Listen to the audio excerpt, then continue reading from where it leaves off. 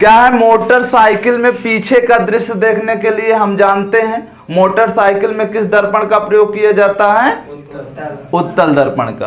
तो उत्तल दर्पण है, उत्तल दर्पण की वक्रता त्रिज्या दिया गया है, वक्रता त्रिज्या कैपिटल आर से प्रदर्शित करते हैं, कितना दिया गया है, 5 मीटर।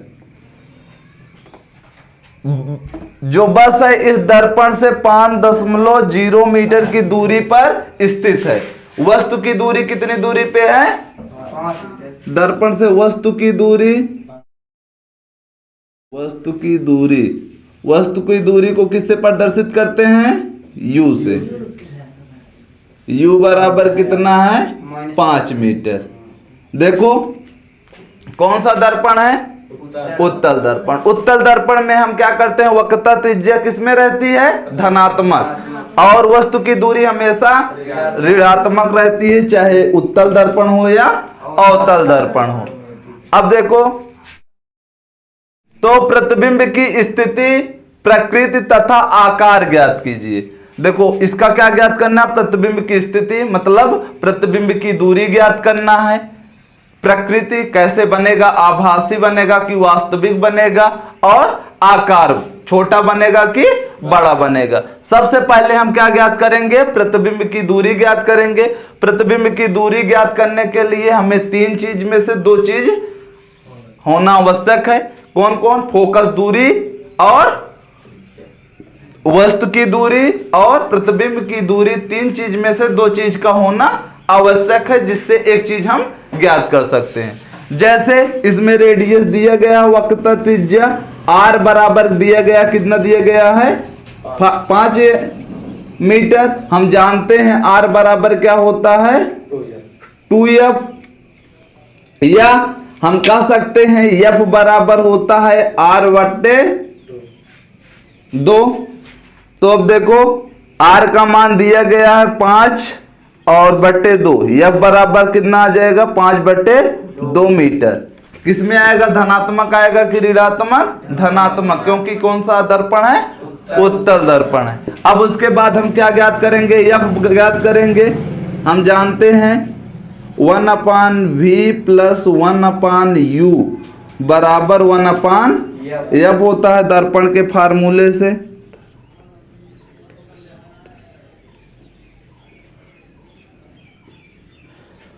हमें क्या ज्ञात करना है, v का मान ज्ञात करना है। तो हम इसको क्या करते हैं, पक्षांतर कर दे रहे हैं। 1/v बराबर 1/f माइनस 1/u। अब देखो सबका मान रखो, 1/v इक्वल 1/f का मान कितना है, 5/2 माइनस 1/u का मान कितना है, -5। 1/v बराबर, ये कहाँ चला जाएगा, ऊपर 2/5, माइनस माइनस क्या हो जाएगा, प्लस हो जाएगा 1/5। ऐड करेंगे 1/v अपान कितना हो जाएगा, एलसीएम हर सेम है, कितना हो जाएगा 2 + 1, 1/v इक्वल कितना हो जाएगा 3/5। चलो 3 गुणा करते हैं, तो इसका इसके साथ, इसका इसके साथ, 3v इक्वल 5, v इक्वल कितना हो जाएगा 5/3।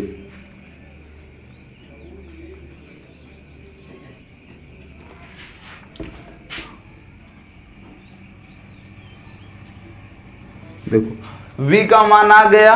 v को हम दशमलव में भी परिवर्तित कर सकते हैं। दशमलव में बदलने के लिए क्या करेंगे, 3 से उसमें डिवाइड कर देंगे। क्या करेंगे, 3 से डिवाइड करेंगे, 3 से 5 में, 3 × 1 = 3, आ गया 2, यहाँ पर पॉइंट लगा, बड़ा 0, 3 × 6 = 18, आ जाएगा 2, आ जाएगा कितना आएगा v इक्वल कितना आ जाएगा 1.666 ना। इस तरह से हमारा v का मान आ गया। प्रतिबिंब की दूरी, प्रतिबिंब की दूरी कितनी हो गई 1.66। अब हमें देखो v का मान किस में आया है, धनात्मक आया है। धनात्मक आता है तो किधर बनेगा हमारा प्रतिबिंब, दर्पण के पीछे बनेगा। दर्पण के पीछे क्या होता है, हमारा वस्तु कैसा होता है, आभासी होता है। कैसा होता है, आभासी होता है। तो अब हम इसकी आकार की बात करते हैं। आकार क्या होगा, हम जानते हैं m बराबर क्या होता है, I upon O equal minus V upon U। तो देखो इसमें I का मान हम जानते हैं, किसका मान दिया गया है, देखो इसमें v का मान दिया गया है कितना है 0.15। और इसकी आवर्धन की बात करें तो आवर्धन इसका आ जाएगा m बराबर माइनस वी अपान यू। तो m बराबर आ जाएगा, मान रखो माइनस v का मान कितना है 1.666 और u का मान कितना है, यहां से भाग देंगे 2 पॉइंट कितना आ जाएगा, सॉरी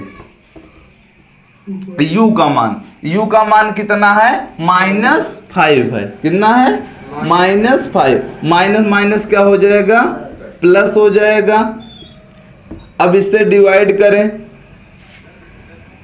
5 से डिवाइड करेंगे तो हो जाएगा 0.3, फिर हो जाएगा 13, फिर हो जाएगा 33। इसी प्रकार से हमारा क्या हो जाएगा, धनात्मक आ जाएगा ना। तो हमारा इसका आकार कितना हो जाएगा, आवर्धन उसका आ गया 0.333। इस प्रकार से हमारा आंसर हो जाएगा। प्रतिबिंब की दूरी, प्रतिबिंब की दूरी कितनी है,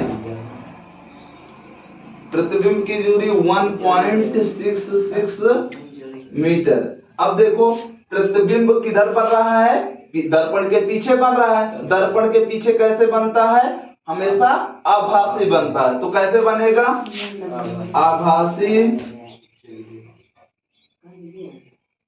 आभासी बनेगा, सीधा बनेगा, वस्तु से छोटा बनेगा।